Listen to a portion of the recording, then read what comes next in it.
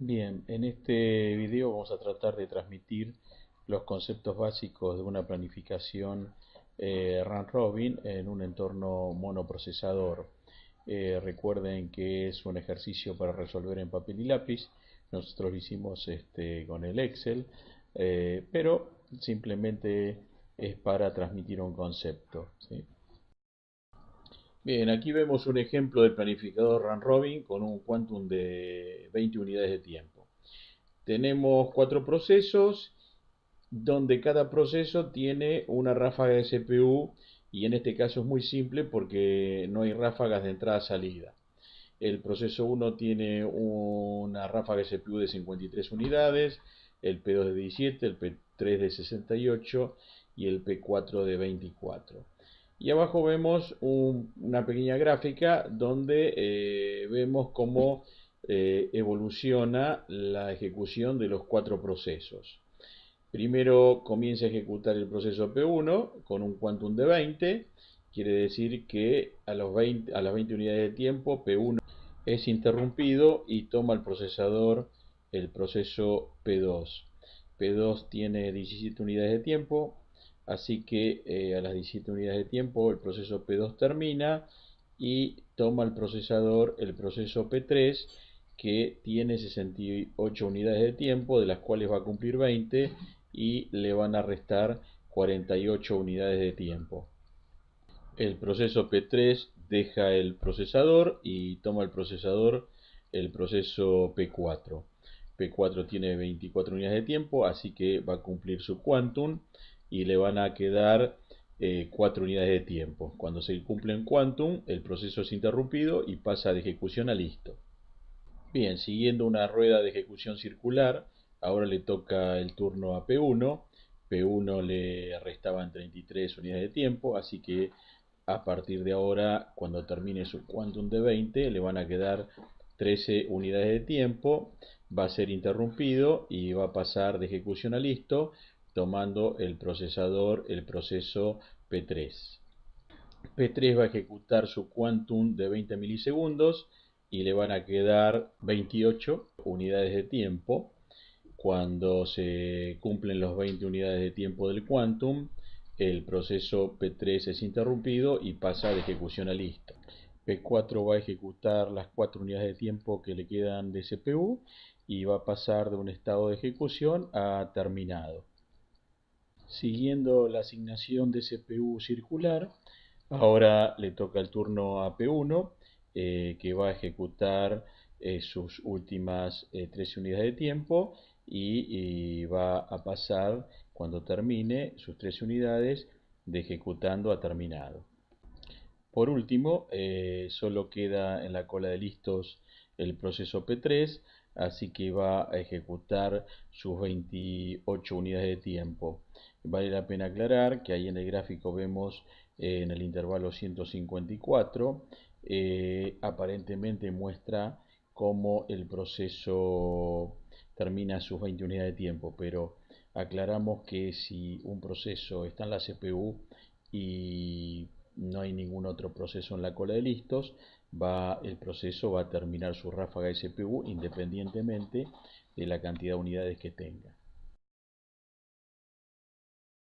Aquí vemos la relación entre la duración del quantum y la cantidad de cambios de contexto que se producen. Hay un ejemplo que muestra un proceso con una ráfaga de CPU de 10 unidades de tiempo. Si el quantum es de 12 unidades, no hay ningún cambio de contexto. Si el quantum disminuye a 6 unidades de tiempo, hay un cambio de contexto. Y si el quantum disminuye a una unidad de tiempo, la cantidad de cambios de contexto aumenta a 9. Esto quiere decir que si el quantum tiende a 0, la cantidad de cambios de contexto tiende a infinito. Bien, ahora vamos a resolver un ejercicio. Ahí vemos la definición del proceso A, la definición del proceso B, ¿sí? Y vemos el diagrama de estado, tenemos la grilla. Esto no lo vamos a explicar nuevamente porque ya el escenario de la resolución del ejercicio la hemos explicado en el video anterior de planificación FCFS, así que vamos directamente a resolver el ejercicio ahora con los mismos procesos y las mismas definiciones, pero con un planificador round robin y un quantum de 20 unidades de tiempo, 20 milisegundos. Bien, suponiendo que llegó primero el proceso A y después el proceso B. Entonces lo primero que va a ocurrir acá es que el sistema operativo va a realizar una transición 1 para el proceso A. El proceso va a pasar de nuevo a listo. El sistema operativo va a realizar una transición 1 para el proceso B. El proceso B va a pasar de nuevo a listo. El sistema operativo va a realizar una transición 2 para el proceso A. El proceso A va a tomar la CPU y va a ejecutar 10 unidades más 10 unidades. Entonces aquí se va a producir una interrupción. Esta interrupción es producida por el clock que fue seteado al quantum de 20 unidades. Entonces el sistema operativo va a atender la interrupción. Es una transición 3 para el proceso A. Acá vamos a ir para atrás en el tiempo. El proceso B seguía en estado de listo y en el intervalo 70 tenemos en estado de listo el proceso B y el proceso A en ese orden de llegada a listo. El sistema operativo va a tomar la CPU, va a realizar una transición 2 para el proceso B. Entonces el proceso B toma el CPU, ejecuta 10 unidades, ejecuta 10 unidades, el proceso A sigue en listo y aquí se produce una interrupción de clock para el proceso B que indica que su quantum ha finalizado. En el intervalo 100 el proceso A sigue listo. El sistema operativo toma el procesador, realiza una transición 3 para el proceso B. Ahora tenemos en la cola de listos A y B en ese orden de llegada a listo. El sistema operativo toma el procesador, hace una transición 2 para el proceso A. En el intervalo 120 tenemos el proceso B en listo y el proceso A va a cumplir sus próximos 20 milisegundos de CPU. Acá vamos a parar un poquito porque fíjense que se podrían llegar a producir dos interrupciones, ¿no? Una del clock y una de software del proceso A, porque terminó acá sus 40 milisegundos y hace una llamada al sistema para una entrada-salida en disco. Entonces, para este ejercicio de lápiz y papel o de mouse y pantalla, llámenlo como quieran, vamos a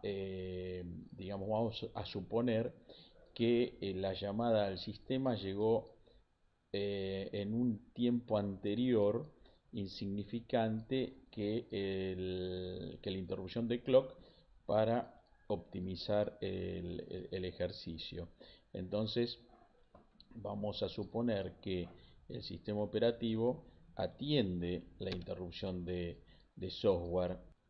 Entonces realiza una transición 4 para el proceso A y B siguen listos. Entonces a partir de aquí el proceso A queda bloqueado de entrada-salida en sus 30 milisegundos de entrada-salida en disco. Lo voy a poner todo para no olvidarme. Acá tenemos B en listo. Entonces en el intervalo 150 el sistema operativo hace una transición 2 para el proceso B.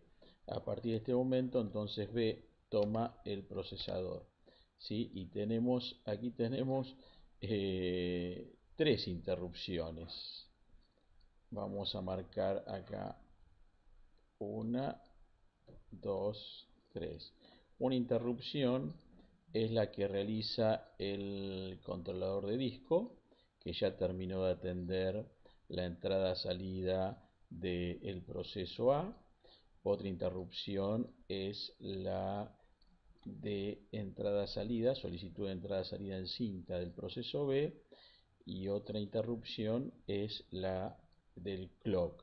Entonces vamos a hacer un orden de atención.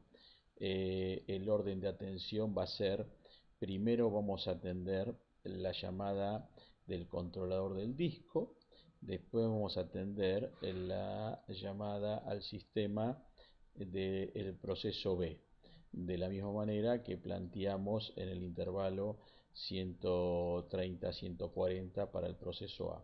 Entonces, el sistema operativo aquí va a ser una transición 5, va a ser una transición 5 para el proceso A. A partir de ahí el proceso A está listo. Entonces ahora el sistema operativo va a hacer una transición 4 para el proceso B. Entonces a partir de acá el proceso B podemos considerar que está está bloqueado para la entrada-salida de cinta. Esto lo vamos a indicar así. Lo pongo todo para no olvidarme. Y ahora el sistema operativo va a hacer una transición 2 para el proceso A, ya que el procesador está libre. Entonces aquí tenemos la ejecución de los 10 milisegundos de CPU del proceso A. Vamos a tachar lo que se va cumpliendo para no confundirnos. Esto ya está cumplido y se acaba de cumplir esto. Entonces aquí tenemos una interrupción de software del proceso A que quiere una entrada-salida en cinta. Entonces el sistema operativo va a atender esa interrupción y va a hacer una transición 4 para el proceso A, que todavía no va a poder tomar la cinta hasta que B la deje usar. Eso va a ocurrir aquí. Entonces el proceso A va a tomar 40 unidades de tiempo, 20 unidades de tiempo, perdón, la cinta. Bueno, vamos a volver hacia atrás porque vamos a tachar lo que ya se cumplió. Esto ya se cumplió. Entonces, aquí hay una interrupción.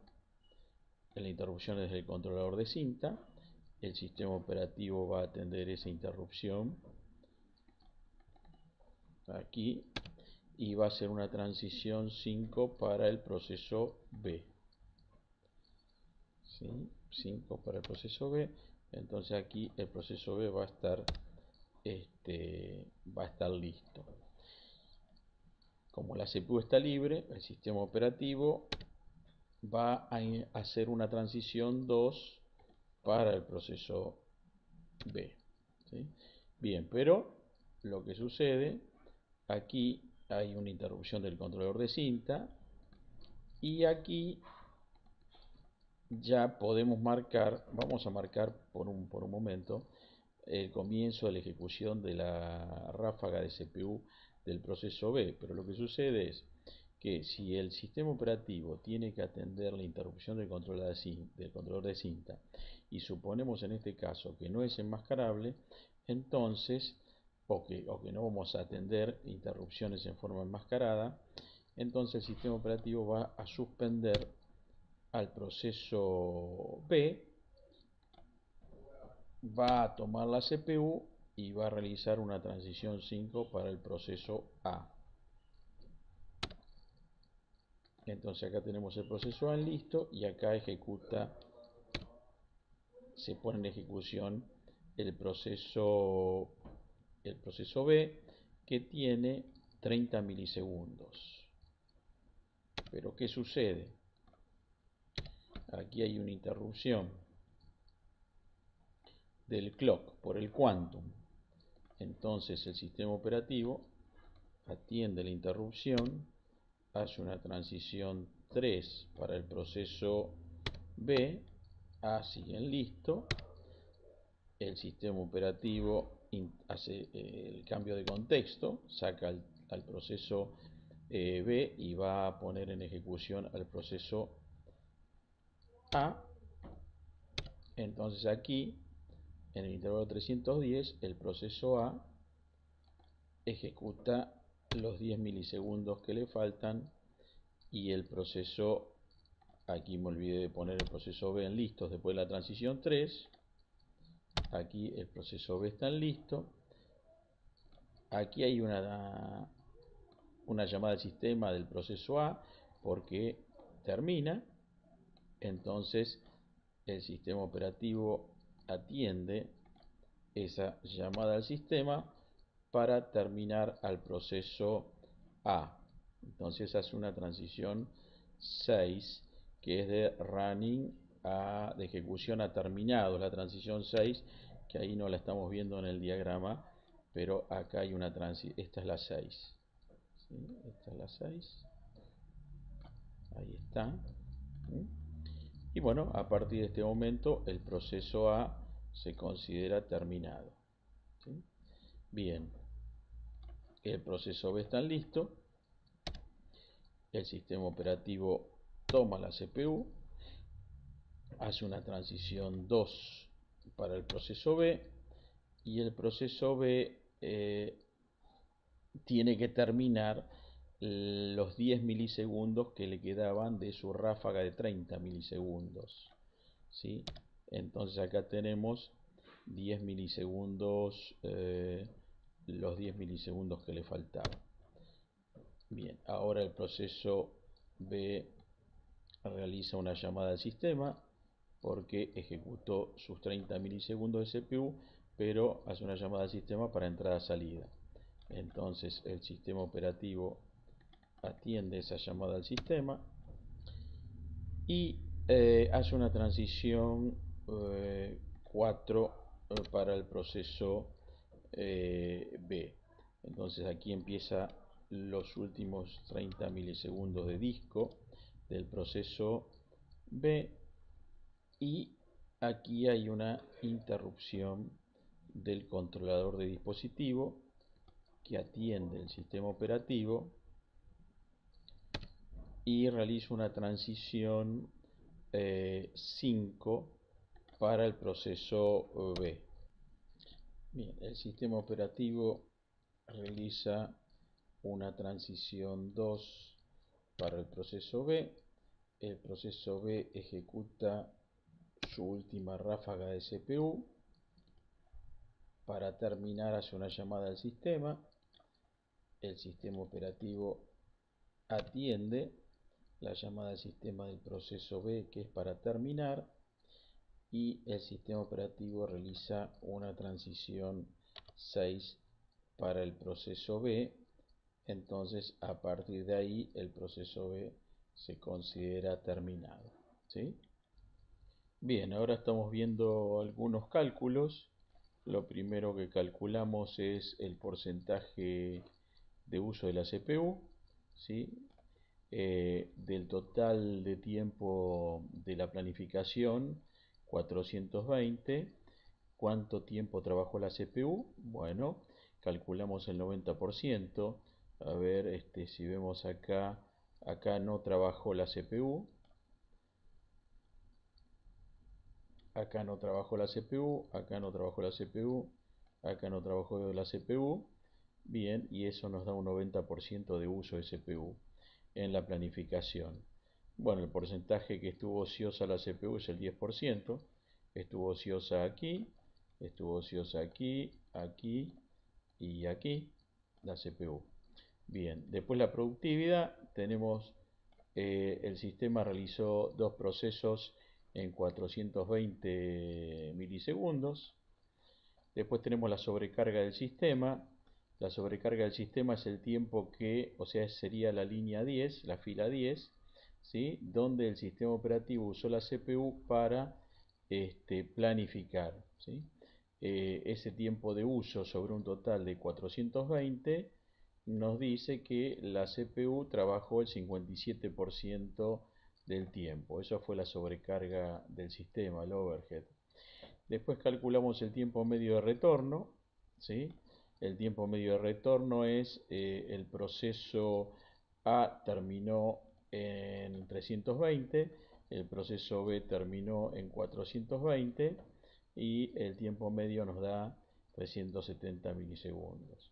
Después calculamos el tiempo medio de espera, es la suma que esperó A en listo, ¿sí? Acá no lo voy a marcar, pero vamos a analizar, digamos, la cola de listos, ¿sí?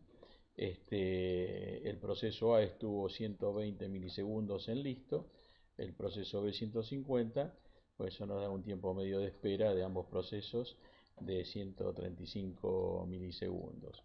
Bueno, este ha sido el ejercicio. Bueno, espero que este ejercicio les sirva para entender un poquito más de qué se trata la planificación de CPU, en este caso conceptos básicos de planificación del planificador Run Robin. Bueno, muchas gracias, buenas tardes.